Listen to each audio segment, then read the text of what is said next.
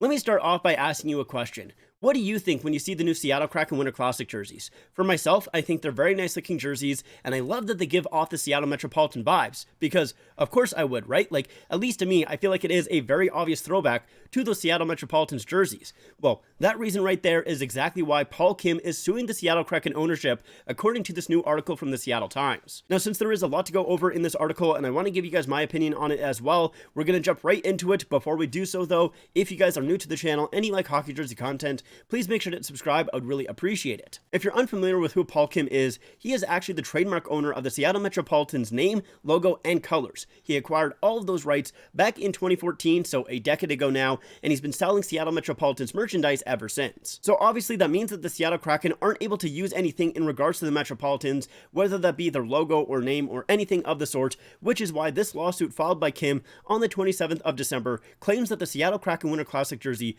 violates his trademark rights as it contains a virtually identical red S logo and lettering used by the Metropolitans. I can definitely see where Kim is coming from here because, yeah, it's not the exact same logo, but it's a little bit like that meme, right, where it's like, hey, can I copy your homework? Sure, just change it up a little bit so it doesn't look copied. They're both red S's, they both have lettering down the middle. Now, instead of just a standard S, it is the current Kraken logo, and it says Kraken down the middle instead of Seattle, so it's very, very similar, but it is a little bit different, right? Something that I didn't know before is that initially, when the team was entering the league, Kim and the team had a close relationship. He would show up to local events, and he was promoted on the team's social media pages. However, apparently that relationship has soured over the past couple of years, partially due to quote-unquote lowball offers from the team in regards to buying the naming rights, as well as the look of the Seattle Metropolitans, and the refusal to settle things amicably. According to Kim's lawyers, one of those offers came back in January, before the Winter Classic jersey was even designed. However, those talks fell apart when the team offered a one-time payment worth less than a year of revenue from sales of Brandon Metropolitans products. That was at least their most recent offer. There were a couple of more that Kim rejected, but I'm not going to cover them in this video, so if you do want to see what they were, I'll leave a link to the article in the description and you can check them out there. But because of those recent talks falling through, in February, Kim reached out to the Seattle Kraken and informed them that he expected their upcoming Winter Classic jersey to be a completely different design concept from the Metropolitans, and he was advised that they were going to be going in a different direction. However, Kim argues they did exactly the opposite, and that the colors, logo, and striping are virtually identical to the Metropolitans brand, as they even included 1917 as a reference to the cup win inside the back of the collar. Kim's company, Seattle Metropolitans Hockey LLC, claims the Kraken's use of confusingly similar branding cost them an estimated $2.5 million in lost sales, and is seeking at least that amount and possibly more from the Kraken's ownership.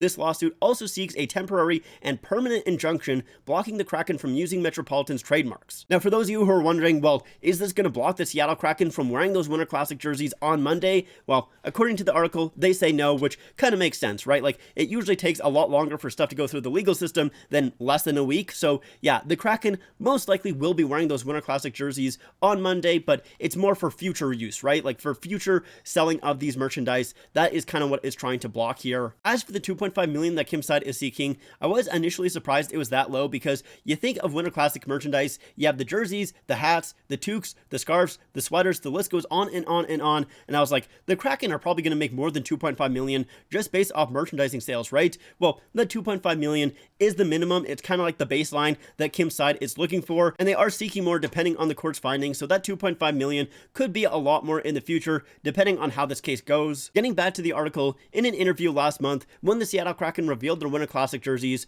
Vice President Aaron Wigan did state that it had a stylized S reminiscent of what the Metropolitans wore, but it still kept with the current Seattle Kraken brand. You know, it had the current S with the Kraken lettering going down the middle. He also added that the stripes and socks were a homage to the Seattle Ironman, which is what the Reverse Retro 2.0 was based off of. I do find it a little bit strange that the Vice President basically admitted that there were some similarities in between the Winter Classic logo and the Seattle Metropolitans logo, considering what was going on behind the scenes, and that they knew that Kim did not want them to use anything in regards to the Seattle Metropolitans. So I'm surprised that he kind of just admitted it here. Kim's lawyer did put out a statement saying that it's an obvious attempt to create a false association with the Metropolitans brand and confuse the public. The lawsuit also adding on that the Kraken raised a Metropolitan Championship banner with the trademark S logo on opening night at Climate Pledge Arena without Kim's permission. The most interesting part about that section, at least to myself, was the attempting to create a false association with the Metropolitans brand to confuse the public, because that was literally me. Like, I knew about Paul Kim before the lawsuit happened. I knew that he owned the trademark to the Seattle Metropolitans, but when these jerseys were released,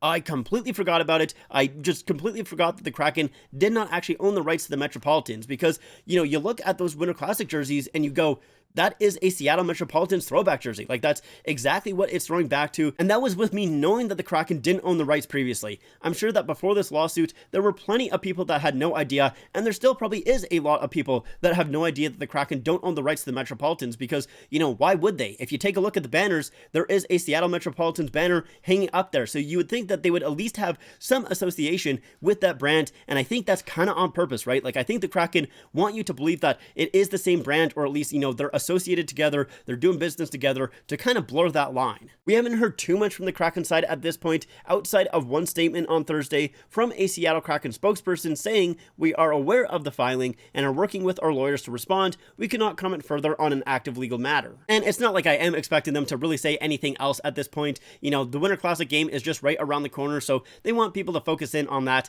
and not this lawsuit, especially considering that this does put a spotlight on them not owning the Metropolitans rights, which, you know, at least in my opinion, I feel like they kind of want to keep on the down low. Now, I will say this article is pretty one-sided. Like, it's basically just from Paul Kim's view. There's not really too much from the Seattle Kraken side.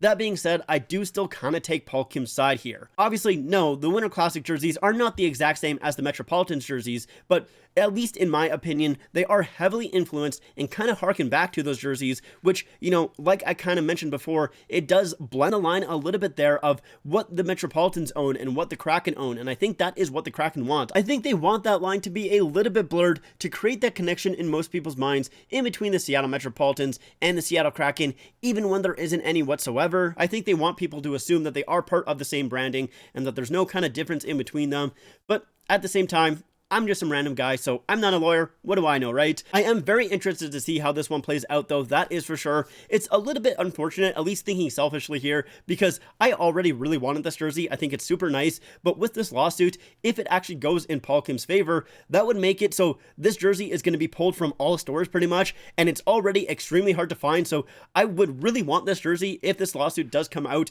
in Kim's favor and is basically the jersey that got sued. Like, I think that would be a super interesting story. So now I really do want this jersey quite badly, but it's already sold out in a lot of places, or if it's not sold out, it's in very limited sizing, so I might just have to bite the bullet and pay full price for one of these jerseys just to have it in my collection to kind of have that story behind it.